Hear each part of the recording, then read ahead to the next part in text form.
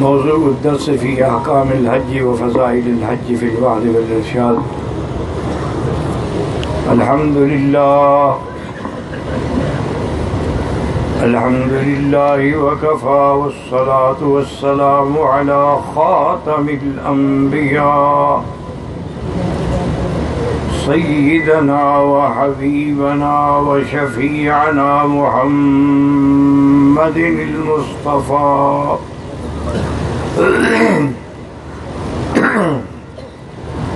وعلى آله المجتبى وأصحابه النجبى.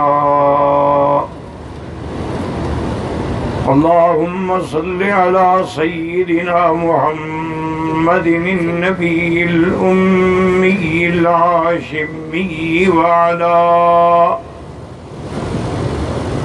وعلى آله وأصحابه نجوم الهدى. أما بعد، فقد قال الله تبارك وتعالى في القرآن المجيد والفرقان الحميد: أعوذ بالله من الشيطان الرجيم. بسم الله الرحمن الرحيم. الحج أشهر معلومات، فمن فرض فيهن الحج فلا رفث ولا فسوق ولا جدال في الحج، وما تفعلوا من خير يعلمه الله، وتزودوا فإن خير الزاد التقوى واتقون يا أولي الألباب. قال النبي صلى الله عليه وسلم: من حج لله فلم يرفث ولم يفسق رجع كيوم ولدته أمه، أو كما قال النبي صلى الله عليه وسلم. صدق الله العلي العظيم، وصدق رسوله النبي الكريم،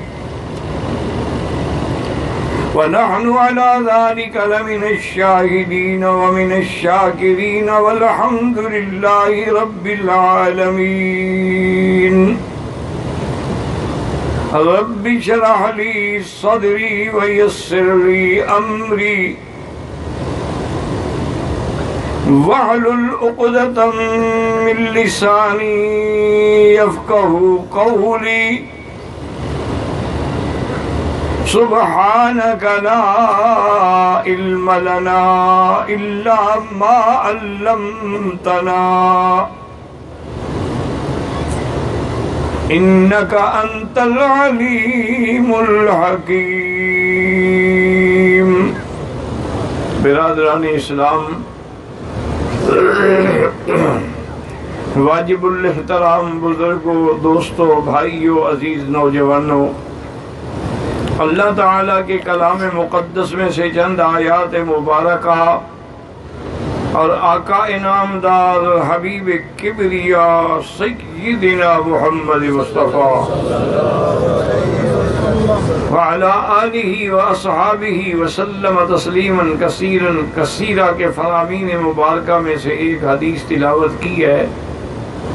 دعا فرمائیں کہ اللہ تعالیٰ اس عاجز کو مال اہل صحت عافیت کاملہ عاجلہ دائمہ اور حق بات بیان کرنے کی توفیق عطا فرمائیں، آپ کو سننے کی، سمجھنے کی، ہم سب کو مل کر حق پر چلنے کی توفیق عطا فرمائیں۔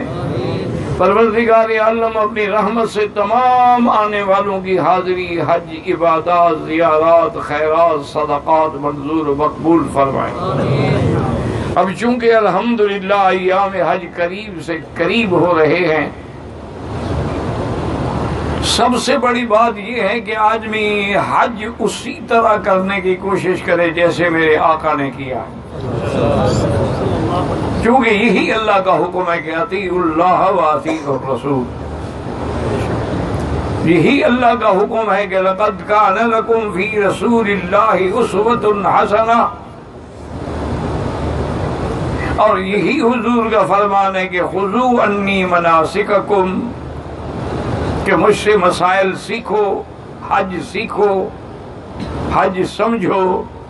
حج کوئی میلہ نہیں ہے، حج عبادت ہے، حج وحدت ہے، حج اجتماع امت کا عظیم نظارہ ہے، حج تمام عالم کی آنکھیں کھولنے والی عبادت ہے کہ اتنے بڑے اجتماع کے اندر الحمدللہ کوئی کسی کو تھپڑ بھی نہیں مارتا۔ اگر ان کے اندر کوئی ضمیر ہے تو ان کو ڈوب مرنا چاہیے کہ کیا یہی مسلمان دہشت گرد ہیں جو کفن پہن کے اللہ کے دروازے پہ آئے ہوئے ہیں، اور اتنی بڑی ٹریولنگ جو ہے یعنی فوج بھی نہیں کر سکتی، یعنی فوج کا ایک ڈویژن اگر ایک جگہ سے دوسری جگہ منتقل کرنا ہو، شفٹ کرنا، اس کے لیے بھی کم سے کم 10 گھنٹے کی ضرورت ہوتی ہے۔ لیکن اللہ کی رحمت سے دیکھیں کہ حاجی جدہ آ رہا ہے، مدینہ آ رہا ہے، پھر مکہ آ رہا ہے، پھر منی جائے گا، پھر عرفات جائے گا، پھر مزدلفہ آئے گا، پھر منی آئے گا، پھر مکہ آئے گا، پھر واپس منی جائے گا، پھر واپس مکہ آئے گا۔ سارا ایک نظام اللہ کی رحمت سے چل رہا ہے اور کسی کو کوئی احساس ہی نہیں۔ آپ لوگ جانتے ہیں پاکستان میں ہوں، ہندوستان میں ہوں، بنگلہ دیش میں ہوں، کہ وہاں کوئی بڑا میلہ ہو، کوئی تہوار ہو تو پانی نہیں ملتا، روٹی نہیں ملتی، کھانا نہیں ملتا، ہوٹلوں پہ جاؤ تو بند پڑے ہوئے ہیں۔ لیکن یہاں آپ دیکھیں گے 30 لاکھ کا اجتماع ہو، فروٹ بھی ختم ہونے میں نہیں آتا۔ یہاں کوئی باغ ہے؟ یعنی مکہ میں کوئی باغ لگے ہوئے ہیں، لیکن آپ کے ملک میں جو چیز نہ مل رہی ہو وہ مکہ مدینہ میں مل رہی ہے۔ وجہ کیا ہے کہ یہ خلیل کی دعا ہے کہ ربنا انی اسکنت من ذریتی بواد غیر ذی زرع عند بیتک المحرم ربنا لیقیموا الصلاة فاجعل افئدة من الناس تهوی الیہم وارزقهم من الثمرات لعلهم یشکرون۔ حضرت خلیل کھڑے ہیں، میرا اللہ میں اپنے بچوں کو، اپنی بیوی کو، اپنے شیرخوار بچے اسماعیل کو آپ کے حکم پہ ایک ایسی جگہ چھوڑ کے جا رہا ہوں، ایک وادی ہے بغیر ذی زرع، جہاں نہ کوئی آبادی ہے، نہ کوئی کھیتی ہے، نہ کوئی پانی ہے، نہ کوئی انتظام ہے، صرف تیرے حکم پر میں اپنے بچوں کو اس جگہ چھوڑ رہا ہوں۔ اور کہاں؟ عند بیتک المحرم، تیری حرمت والے گھر، تیرے شان والے گھر کے قریب۔ یہاں سے پتہ لگا کہ ابراہیم سے پہلے بھی کعبہ موجود ہے، ہر پیغمبر سے پہلے بھی کعبہ موجود ہے، حتیٰ کہ آدم سے بھی پہلے کعبہ موجود ہے۔ جب آدم طواف کر رہے تھے دل میں خیال آیا کہ میں پہلا طواف کر رہا ہوں۔ اللہ نے فرمایا جبریل آدم کو بتاؤ تیری پیدائش سے بھی 2000 سال پہلے میرے فرشتے طواف کر رہے ہیں۔ یہ وہ گھر ہے۔ اچھا اب آگے ابراہیم علیہ السلام نے دعا کیا مانگی، ذرا اس پہ توجہ کریں۔ ربنا لیقیموا الصلاۃ، میرا اللہ یہ تیری نماز کو قائم کریں۔ حالانکہ ایک بیوی ایک معصوم بچہ ہے، کون سی جماعت ہے؟ لیکن ابراہیم کو یقین تھا کہ خدا نے جو مجھے حکم دیا ہے اس میں راز ہے، اللہ اس جگہ کو آباد کرنے والے ہیں۔ اور دوسری کیا دعا مانگی؟ فَجْعَلْ أَفْئِدَةً مِّنَ النَّاسِ تَهْوِي إِلَيْهِمْ، اور یا اللہ یہ اس جگہ پر میرا بیوی ہے، بچہ ہے، کوئی بولنے والا نہیں، لوگوں کے دلوں کو پھیر دے اس گھر کی طرف۔ ایمان سے کہیں کہ ساری کائنات سے بندے دوڑ دوڑ کے آ رہے ہیں، کسی نے دعوت نہیں دی، بلایا نہیں، کوئی سیمینار نہیں، اپنے دودھ پیتے بچے کو ماں چھوڑ کے آ رہی ہے۔ ابراہیم کی دعا ہے، ماں دودھ پیتا بچہ ہے، کہتی اماں تم سنبھال لو، میں اپنے حج کی سیٹ نہیں چھوڑ سکتی۔ اللہ نے فرمایا خلیل تیری دعا ایسی منظور ہوگی قیامت تک ساری دنیا اپنے دودھ پیتے بچوں کو چھوڑ چھوڑ کے اس دروازے پہ آئے گی۔ تم نے تو ایک بچہ چھوڑا ہے نا، کروڑوں بچے چھوڑ کے آئیں گے۔ اور اس کے بعد اللہ اکبر، کس کو پھیر دے؟ دلوں کو پھیر دے۔ دعا کرو اللہ ہمارے دلوں کو بھی کعبے کی طرف، دل سے دعا کرو کہ ہمارے دلوں کو بھی اللہ اکبر۔ ایک دعا خلیل نے کی ہے اور ایک دعا حبیب نے کی ہے، درود شریف پڑھو تو بہر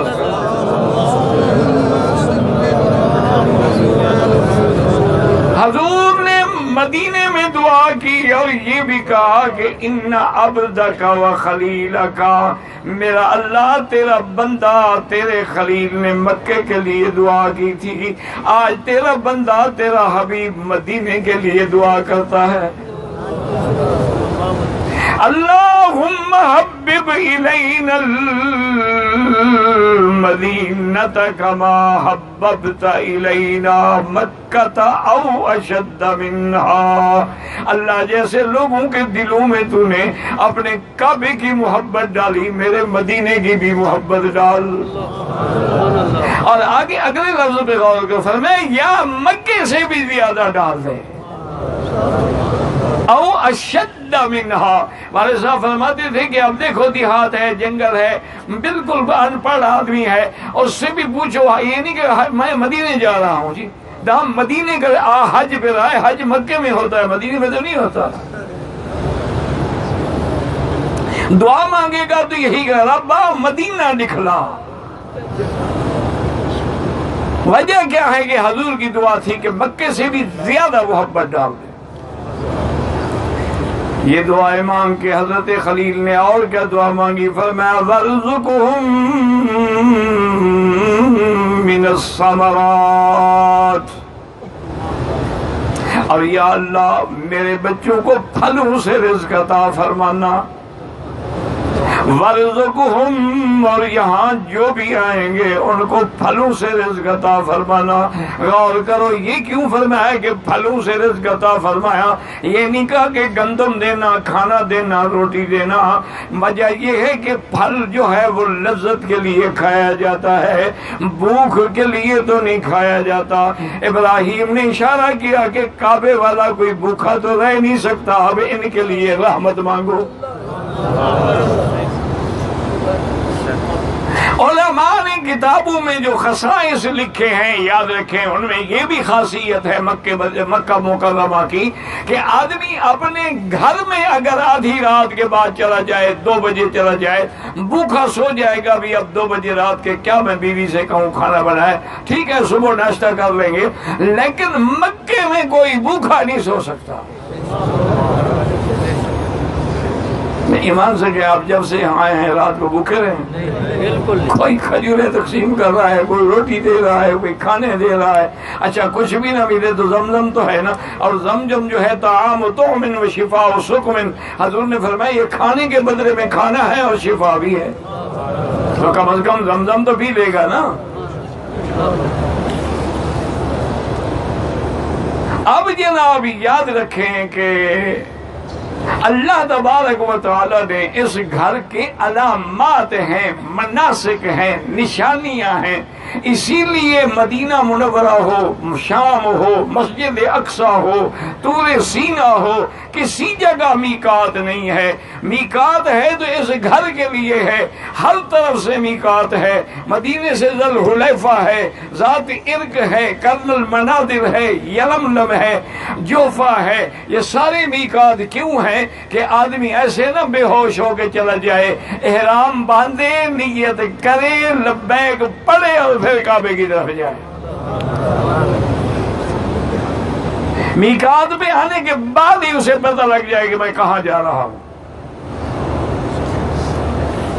تو اس لیے یاد رکھ لیں کہ حج کو حج سمجھے۔ مسلمانوں تمہیں مبارک ہو کہ سب سے افضل نبی اگر ملا محمد مصطفیٰ تو ہمیں ملا، سب سے کامل مکمل نبی، اجمل، سب سے احسن پیغمبر خلقاً و خلقاً ہمیں ملا ہے، اور افضل کتاب قرآن ہمیں ملا ہے، اور سب سے افضل دین اسلام ہمیں ملا ہے، اور اس کا سب سے اہم رکن حج جو ہے وہ ہمیں ملا ہے۔ اتنی نعمتوں کے بعد بھی آدمی اللہ کا شکر نہ کرے تو پھر بدقسمتی۔ اسی الفاظ میں انشاءاللہ نو کو اللہ سب کو پہنچائے، دعا کر رہے ہیں۔ یا اللہ تمام آنے والوں کے لیے آسانیاں پیدا فرما، یا اللہ تمام آنے والوں پہ رحم فرما، اور تمام آنے والوں کی جھولیاں اپنی رحمت سے بھر دے۔ اگر تیرے الفاظ سے، منا سے، مکے سے ہم خالی گئے تو تیری رحمت کا گلہ ہوگا۔ تانا دیں گے بت کے مسلم کا خدا کوئی نہیں۔ میرا مولا ہم سیاہ چہرہ لے کے آئے ہیں، اس کو نور ایمان سے منور کر دے۔ ہمارے دلوں پہ زنگ لگ چکا ہے، اس کو اپنے ذکر سے سیکل کر دے۔ یا اللہ ہم بدعات میں الجھ گئے ہیں، ہمیں ان سے نکال کے سنت مدنی کا تابع کر دے۔ اسی لیے یہودیوں کے احبار نے، علماء نے حضرت امیر المومنین حضرت عمر کہہ دو رضی اللہ، بھئی جب صحابی کا نام لو فوراً کہیں رضی اللہ۔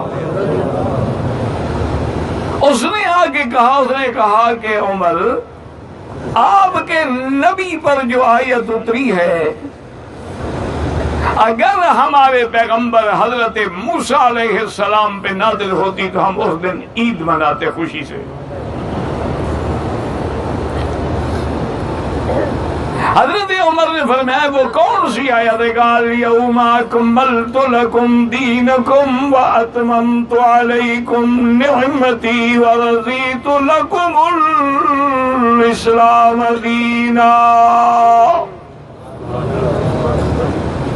اللہ نے اعلان کر دیا کہ آج میرا مدنی تیرا دین کامل کر دیا، اپنی نعمتوں کی انتہا کر دی، اور تیری امت کے لیے اسلام کو پسندیدہ دین قرار دے دیا۔ اس نے کہا اتنی بڑی نعمت کے اکمال دین بھی ہے، اتمام نعمت بھی ہے، ارضاء دین بھی ہے۔ اگر ہمارے پیغمبر حضرت موسیٰ پہ اترتی تو ہم عید مناتے۔ حضرت عمر مسکرا پڑے، فرمایا تم جاہل ہو، تمہیں پتہ ہی نہیں کہ آیت کب اتری ہے، یہ عرفات میں اتری ہے۔ تم تو عید ایک عید مناتے مسلمانوں کی، اس دن دو عیدیں تھی، جمعہ کا بھی دن تھا، عرفات کا بھی دن تھا، اور وہ عیدیں آج بھی ہم منا رہے ہیں۔ دین کامل اور میرے مدنی کمالات میں مکمل۔ حضور کو جو اللہ نے کمال دیا ہے، یعنی آپ کسی بھی نظر سے آپ نظر ڈالیں، اتنا بڑا کمال کہ انگلی کا اشارہ کریں اور چاند دو ٹکڑے ہو جائے۔ کسی نبی کو یہ معجزہ نہیں ملا۔ کسی کو زمینی معجزے ملے ہیں، ارضی ملے ہیں، سماوی نہیں ملے ہیں، کسی کو قولی ملے ہیں، عملی نہیں ملے ہیں۔ یہ میرے مدنی کے معجزات ہیں کہ ہر چیز میں کمال ہے۔ ایک سردار آیا دیہات کے کسی قبیلے کا، مکے کے اندر عمرہ کرنے کے لیے، کافر بھی عمرہ کرتے تھے، یہ خوش نہ ہوا کریں کہ ہم عمرہ کر رہے ہیں، حج پڑھ رہے ہیں۔ حج تو ابو جہل بھی پڑھتا تھا۔ دعا یہ کرو کہ ہمارا عمرہ، ہمارا حج اسی طرح ہو جائے جیسے حضور نے فرمایا ہے۔ اگر سنت کے خلاف کوئی قدم اٹھے گا تو وہ مردود ہے، اللہ قبول ہی نہیں فرماتے۔ اب اتنا بڑا وہ جب سردار آیا تو ابو جہل کا دوست تھا، اس کے گھر میں ٹھہرا ہوا تھا۔ ابو جہل نے کہا کہ دیکھو میں تمہیں ایک بات بتاتا ہوں، یہاں ایک شخص ہیں محمد ابن عبداللہ ہیں، ہمارے قریش میں سے ہیں، لیکن نبوت کا دعویٰ کر دیا، فرماتے ہیں کہ میں نبی ہوں، بس اس کے پاس نہ جانا، باقی عمرہ کرو، صفا دوڑو، طواف کرو، جو مرضی آئے کرو، اس بندے کے قریب نہیں جانا۔ وہ کہتا ہے کہ میرے دل میں بھی خیال آیا کہ اتنا بڑا آدمی ہے، مجھے روک رہا ہے، کیا ہے؟ اچھا خدا کی شان ہے، جس چیز سے روکو نا وہ بندہ ضرور کرتا ہے، یہ خدا کی قدرت ہے۔ اسی لیے آپ نے دیکھا نا گھروں میں کبھی کبھی اتفاق سے بیوی بیچاری کوئی کھڑکی کھول کے کھڑی ہو تو خاموش شبہ کرنا شروع کر دے، ہاں کھڑکی کھول کس کو دیکھ رہی تھی، وہ ضرور کھڑی ہوگی پھر،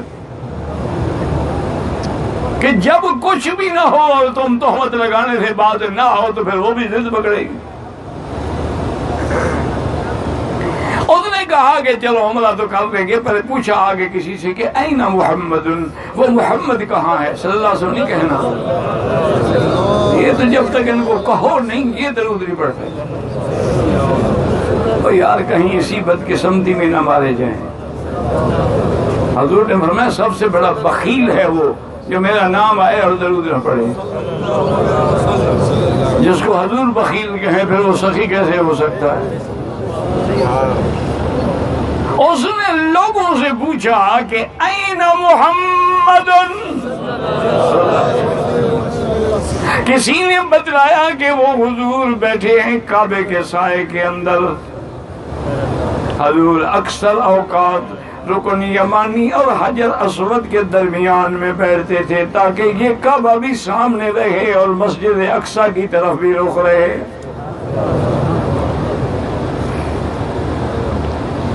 وہ کہتا ہے کہ میں وہاں سے چلا، میں آ کے حضور کے قریب کھڑا ہو گیا، دیکھتا رہا، کوئی بات نہیں کی، کچھ نہیں پوچھا۔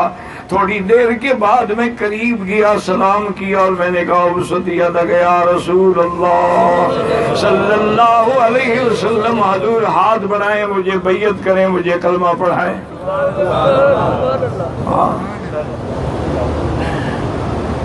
اور جب رب راضی ہونا، رحمت حق بہانمی جو ید، اللہ کی رحمت بس بہانہ مانگتی ہے کہ دو چادریں لپے، اللہ کو کیا ضرورت ہے ہماری چادریں لپیٹیں گے، احرام باندھنے کی، کنکریاں مارنے کی ضرورت کیا ہے؟ فرماتے ہیں تم شکل بناؤ، میں معاف کرنے کے لیے تیار بیٹھا ہوں، تم ذرا بھکاری بن کے تو آؤ میرے دروازے پر۔ بس شکل بنا لو، یا اللہ مجھے تو پڑھنا بھی نہیں آتا. فرمایا میں نے اپنی ساری عبادت ہے، طواف چکروں کا نام ہے، صفا مروہ دوڑنے کا نام ہے، حج عرفات میں جاننے کا نام ہے. ایک لفظ بھی نہ پڑھے طواف میں، ایک لفظ بھی نہ پڑھے صفا میں، ایک لفظ بھی نہ پڑھے عرفات میں، جا کے کھڑا ہو جائے اللہ فرمایا حج قبول ہو گیا. آتا ہے تو پڑھ، نہیں آتا تو نہ صحیح. اب جناب یہ ہے کہ اس نے کہا ابسط یدک یا رسول اللہ، حضور ہاتھ بڑھائیں اور کلمہ پڑھا. کلمہ پڑھنے کے بعد عمرہ کیا. ابو جہل کو بھی پتہ لگ گیا. ابو جہل دوڑا ہوا آیا. اس نے کہا ماذا بکا؟ ابے کا جنون، تم پاگل ہو، تم نے کلمہ پڑھ لیا ہے. اور نے کہا ابو جہل واللہ لیس ھذا وجہ کذاب، خدا کی قسم میں نے جب چہرہ دیکھا ہے میرا یقین ہے اتنا خوبصورت چہرہ کبھی جھوٹ نہیں بول سکتا. چہرے میں بھی کمال ہے، انگلی میں بھی کمال ہے. اور یہی ابو جہل ایک دفعہ ہاتھ میں کنکریاں لے کے کھڑا ہے اور کہتے ہیں حضور اگر بتا دیں میرے ہاتھ میں کیا ہے میں کلمہ پڑھ لوں گا. حضور نے فرمایا ابو جہل یہ سوال تو بچے بھی کرتے رہتے ہیں، سوال میری شان سے چھوٹا ہے، میں کیا بتاؤں جو تیرے ہاتھ میں ہے. اگر وہ بتا دیں گے میں کون ہوں پھر کلمہ پڑھ لو گے.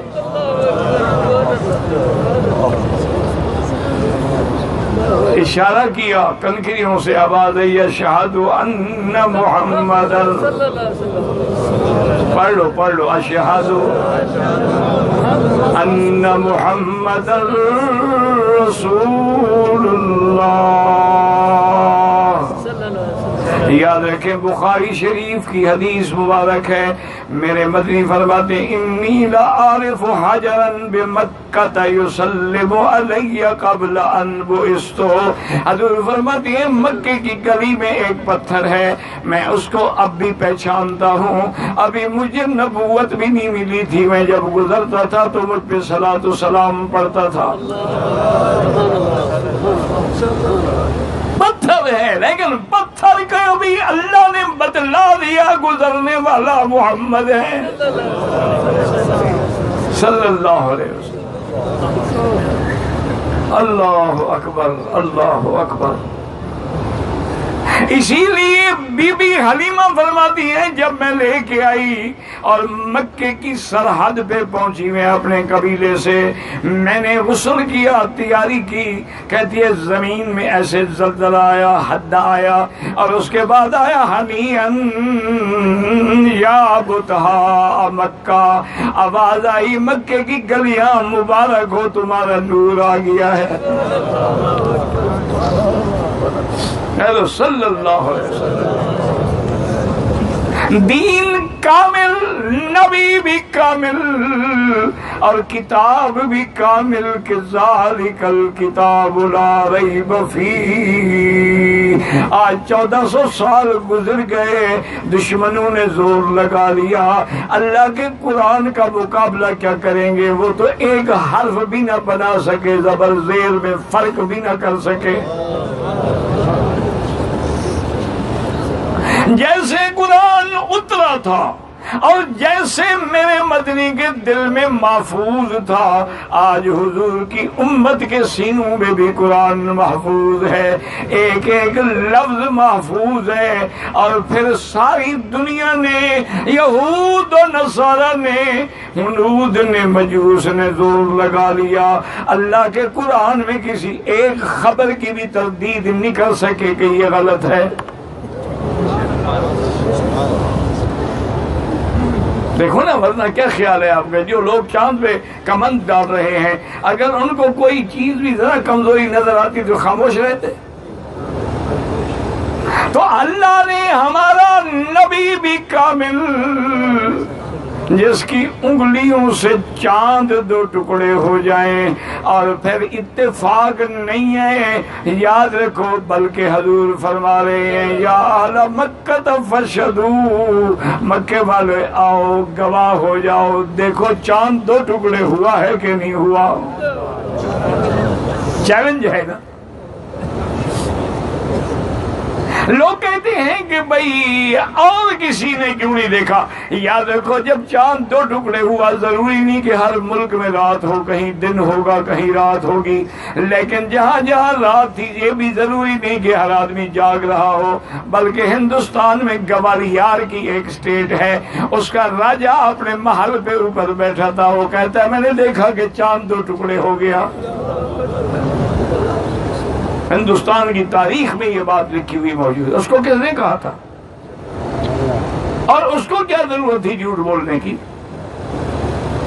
اور اسی طرح آمنہ کے لال کی آواز میں بھی برکت، خطبہ دے مکے میں مینا میں ہر بندے کو آواز پہنچ رہی ہے، دین بھی کامل، کتاب بھی کامل، نبی بھی کامل، یہ ساری نعمتیں اللہ نے ہمیں عطا فرمائی ہیں۔ اور اس کے بعد حضور نے عرفات میں صحابہ سے پوچھا اللہ نے جو مجھ پہ وحی بھیجی ہے الا هل بلغت، میں نے دین تمہیں سکھلایا ہے کہ نہیں سکھلایا؟ عقیدہ سکھلایا ہے کہ نہیں سکھلایا؟ توحید سکھلائی ہے کہ نہیں سکھلائی؟ حج سکھلایا ہے کہ نہیں سکھلایا؟ روزہ سکھلایا، وضو سکھلایا، ایک ایک عمل سکھلایا ہے کہ نہیں سکھلایا؟ گواہی دو عرفات کے میدان میں۔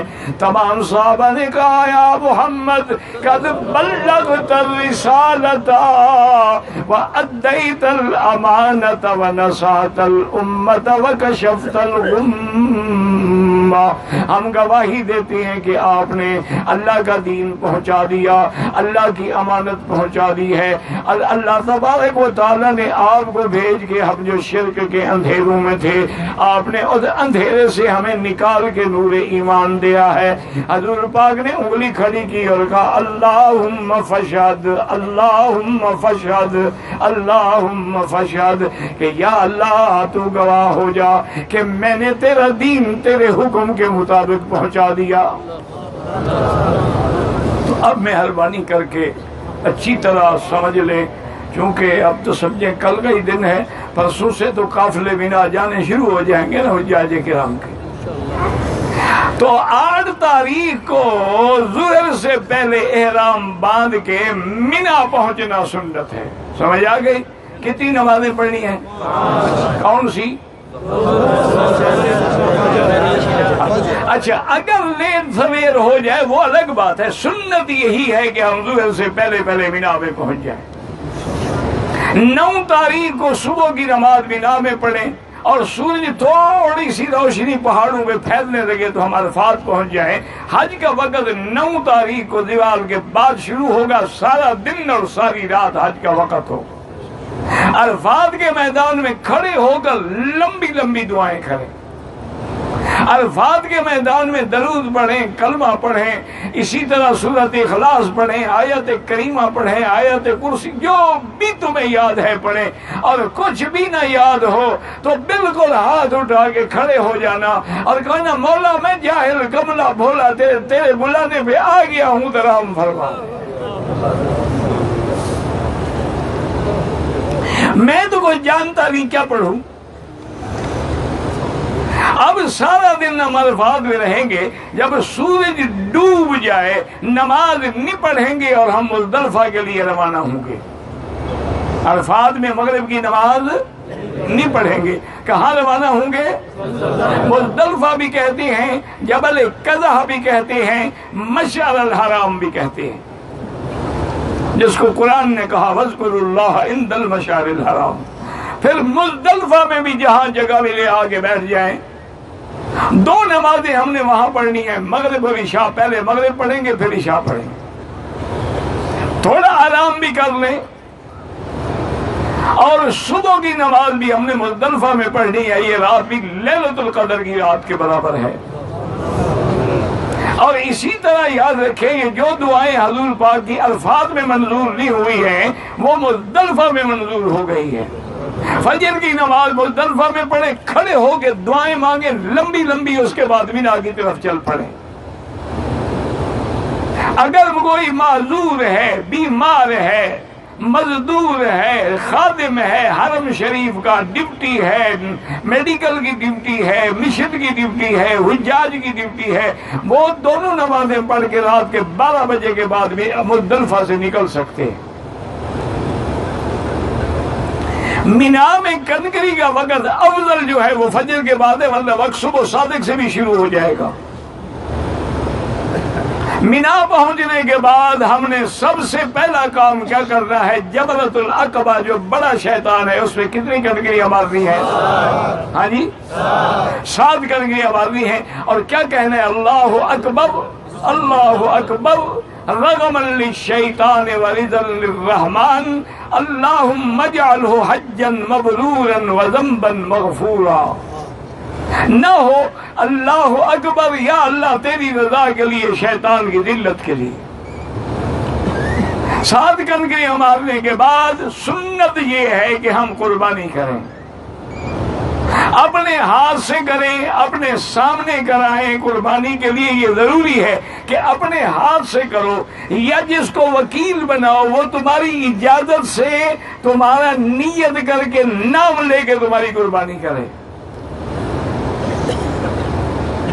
باقی جن لوگوں نے بینک کو دے دیا ہے، ٹوکن لے لیے ہیں، بس دعا کریں کہ اللہ قبول فرما لے، کیونکہ باقی ائمہ کے نزدیک ترتیب ضروری نہیں ہے، حنفی مسلک میں ترتیب واجب ہے کہ پہلے کنکری مارے، پھر قربانی کرے، پھر سر مڑائے۔ لیکن بہرحال اب جو بھی پوزیشن ہے، جو لوگ پیسے دے چکے اب وہ بیچارے اور کہاں سے دیں گے، ان کی ترتیب قائم نہیں رہے گی۔ بہرحال اللہ قبول رکھے۔ افضل یہ ہے کہ سر پہ اس طرح پھروائیں، اگر بال بڑے ہوں تو 1/4 حصہ سارے سر کے بالوں کا کٹ جائے، اور میری بیٹیاں اور بہنیں جو ہیں بالوں کو اکٹھا کر کے انتہا تک لے جائیں، اور وہاں سے 1 پور کے برابر جو ہے خود کاٹ دیں، یا خاوند کاٹ دے، یا محرم کاٹ دے۔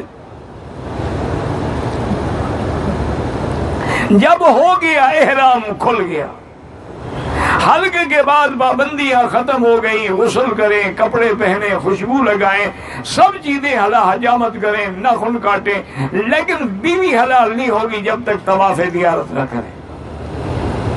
طواف زیارت حج کا فرض ہے، رکن ہے، اس کے بغیر حج مکمل نہیں ہوتا، تحلل کامل نہیں ہوتا۔ اگر کوئی عورت حیض میں ہے وہ طواف نہیں کر سکتی، بیٹھی رہے جب تک کہ پاک نہ ہو۔ اگر فلائٹ بھی ہے تو فلائٹ چھوڑ دے تاکہ اپنا حج برباد نہ کرے اور ساری زندگی اپنے خاوند کے ساتھ گناہ کرتی رہے۔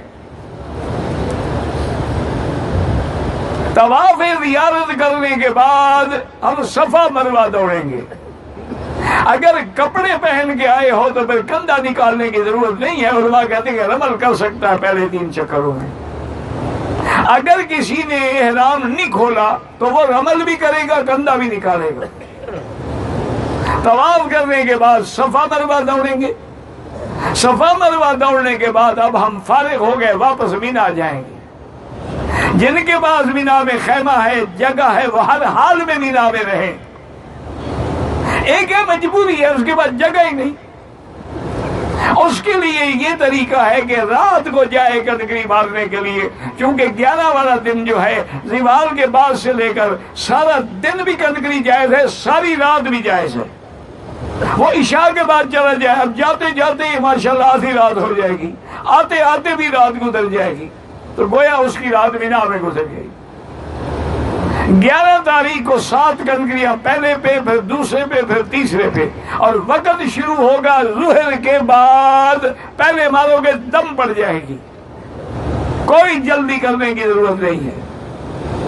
12 تاریخ کو بھی کنکریاں ماریں گے زوال کے بعد، پہلے اولا پہ یا چھوٹے پہ، پھر درمیانے پہ، پھر بڑے پہ، اور اس کے بعد سورج غروب ہونے سے پہلے مکہ نکل آئے۔ اگر سورج غروب بھی ہو جائے تو نکل سکتے ہو، لیکن افضل یہی ہے کہ سورج غروب ہونے سے پہلے مینا کی حد سے نکل جائیں۔ اچھا، مینا کی حد جہاں بڑا شیطان ہے نا، اس سے 100 قدم کے بعد مینا کی حد ختم ہو جاتی ہے۔ اب جناب 13 تاریخ کو اگر آپ رہیں گے تو پھر تینوں شیطانوں پہ کنکریاں ماریں گے، ورنہ 13 کو رہنا ضروری نہیں ہے۔ مکے میں آنے کے بعد اب آپ طواف کرتے رہیں، لیکن جس دن جائیں اس دن طواف الوداع کریں۔ اگر کوئی عورت ایام حیض سے ہے، طواف الوداع معاف ہو سکتا ہے، طواف زیارت معاف نہیں ہو سکتا۔ اب آپ کے تھوڑے سے مسائل بھی بیان کر دیں۔